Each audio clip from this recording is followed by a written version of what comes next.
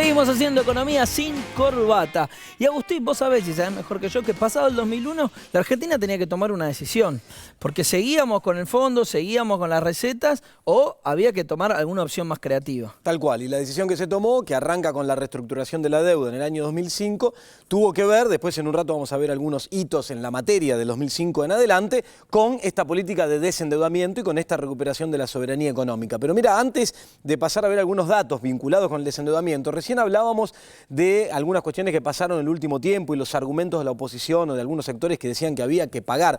Para que te des una idea de cómo esos argumentos se caen por sí solos, en diciembre del año pasado, 2014, sí, el riesgo país, que es esa sobretasa que tus bonos pagan sobre los libres de riesgo, sobre los bonos del Tesoro norteamericano, que supuestamente por el default en el que estábamos entrando nos querían hacer creer iba a explotar por los aires ese riesgo país y que eso era un problema, era 738 puntos básicos. Hoy es 570 a fines de junio, o sea, hubo una caída del 23%, o sea, también los datos y la evidencia de lo que ocurre en los mercados financieros marcan que esos argumentos que intentan esgrimir para tratar de instalar algo, la realidad termina tirándoselos por la borda y no tiene ningún sentido. O sea que no pagándole los buitres, Argentina para el mercado internacional es más confiable. Es más confiable, cayó en términos de niveles de riesgo país, que es eso que tanto preocupa a veces a los mercados, porque la realidad demuestra otra cosa. Vamos a ver algunos datos vinculados con el tema de desendeudamiento, adelante, si te parece. Dale. A ver, mirá. Primero, para marcar en el plano internacional lo que viene ocurriendo el último tiempo en materia de endeudamiento. Esta es la variación de la deuda del sector público para algunos países. Tomamos algunos representativos de lo que está pasando el último tiempo, como España, Portugal o Grecia, que son los países que están en conflicto por estos días. Acá, de hecho, en el programa hablamos mucho de Grecia hace poco. Fíjense los niveles de deuda entre el año 2007, o sea, el año previo a lo que fue la crisis internacional que explota en el 2008 a fin de año. Fíjense cómo varió esa deuda pública.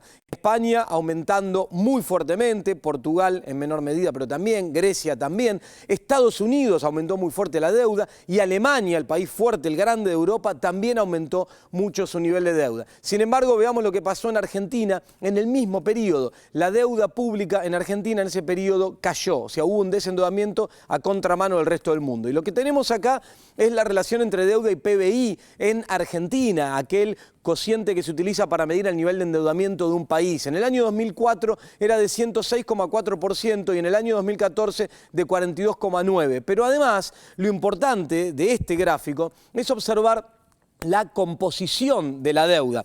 ¿Por qué? Miremos, porque la deuda con privados, que en el año 2004 era de un 82%, en el año 2014 pasó a ser de menos de un 11%. La deuda con organismos multilaterales, ahí está adentro el Fondo Monetario Internacional y otros, y los condicionamientos que siempre estos organismos ponen a cambio de la deuda, si no miremos lo que está pasando en Grecia, era de casi 21% del 2004 del total.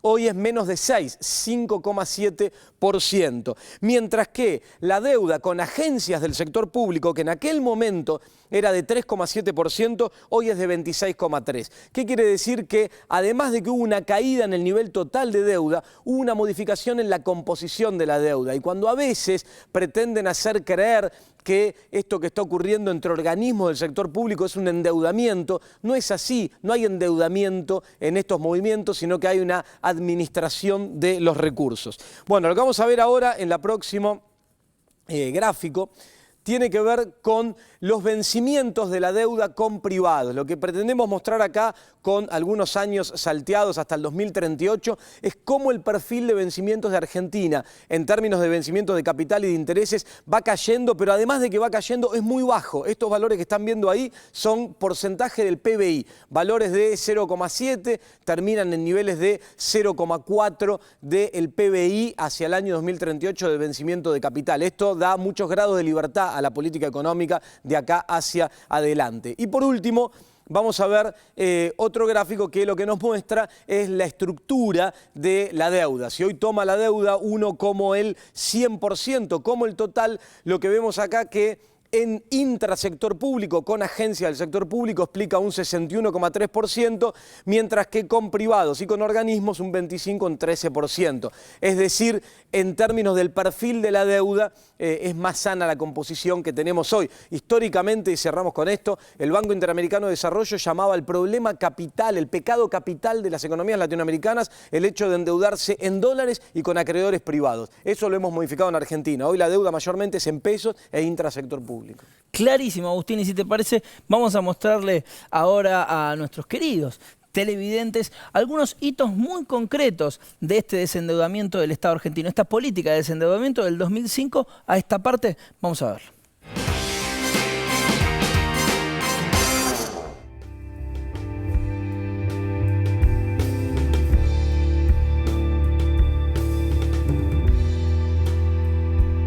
La reestructuración integral logró la máxima aceptación de los mercados y, lo que es más importante, se apoya en una racional sustentabilidad interna.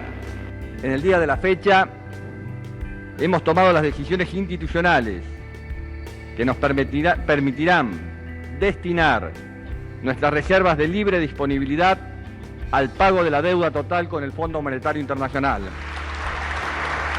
Es necesario el rediseño de los objetivos de los organismos multilaterales de crédito. Dijo, es necesario que nos dejen crecer para poder pagar, porque los muertos no pagan las deudas. Utilizando reservas de libre disponibilidad del Banco Central, cancele la deuda del Club de París.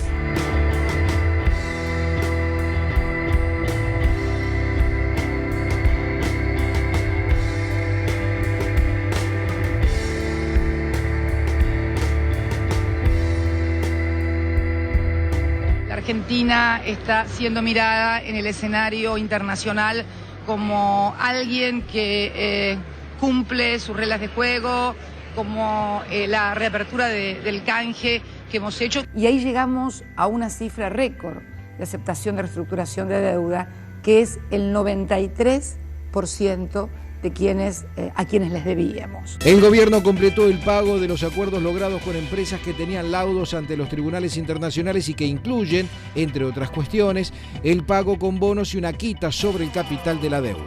Repsol acepta por todo concepto recibir un pago equivalente en 5.000 millones de dólares estadounidenses. Salimos de la condición de irregularidad con 19 de las naciones más importantes del mundo. La República Argentina es el único país que ha descendido en forma negativa su deuda externa en todo el mundo.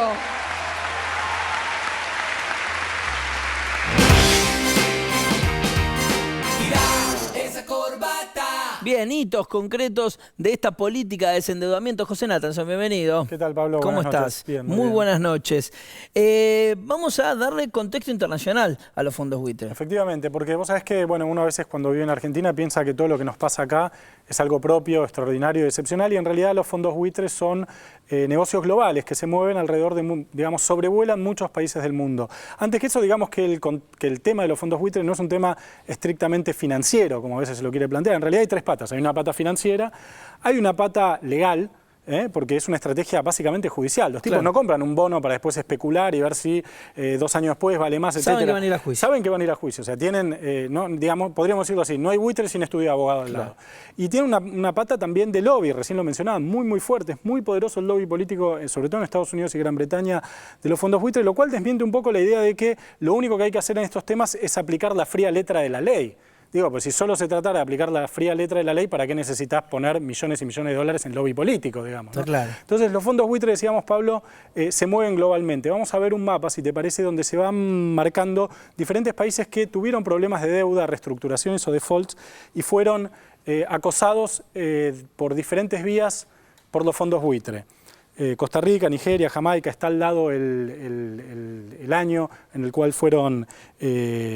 sufrieron, digamos, estos países, fueron objeto de demanda de los fondos buitre.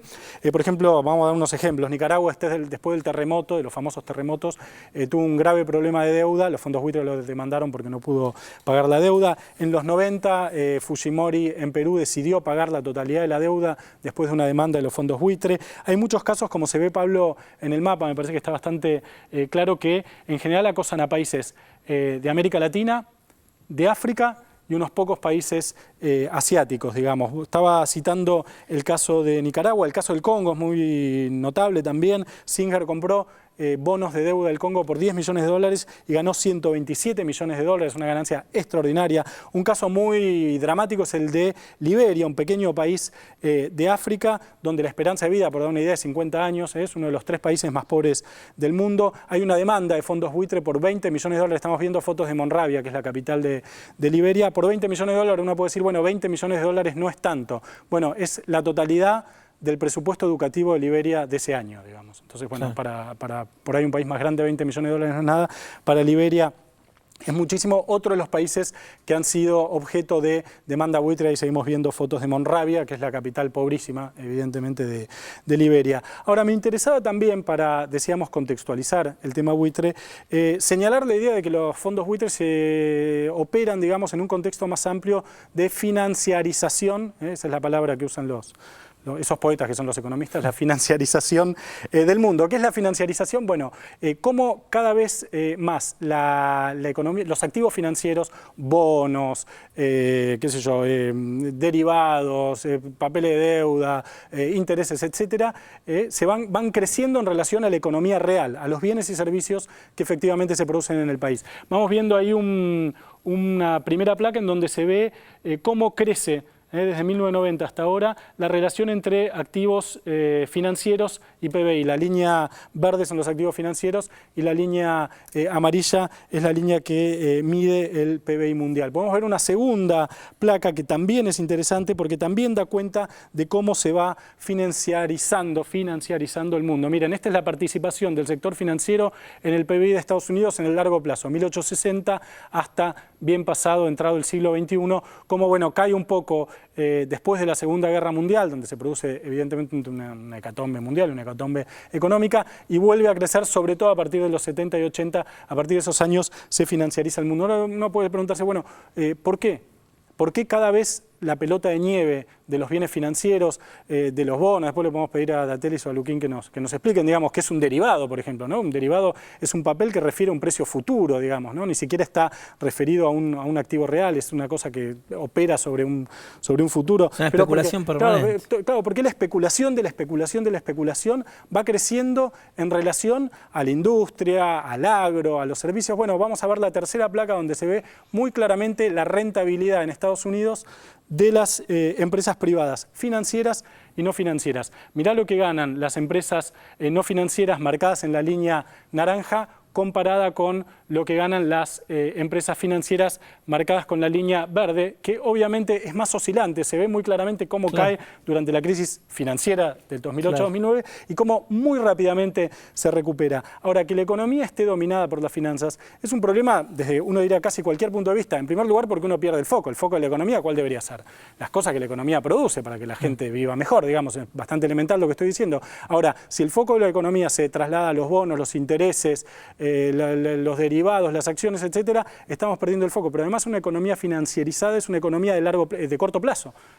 La ganancia financiera es cada vez de más corto plazo y al mismo tiempo es una economía muy oscilante. Lo veíamos recién en el gráfico, cómo la economía financiera hace así. Por eso, y con esto por ahí podemos terminar, en Grecia cuando se está discutiendo una próxima reestructuración, si es que finalmente se lleva a cabo de la deuda griega, se está discutiendo cómo tratar de evitar que los buitres sobrevuelen alrededor de Grecia y terminen cayendo en picada sobre ese país. Ya cuando se renegoció la deuda griega hace un par de años, se puso una cláusula antibuitre, que es que si hay una renegociación futura de deuda y una parte importante mayor al 70% de los acreedores aceptan esa reestructuración, bueno, todos tienen que entrar y no hay chances de demanda.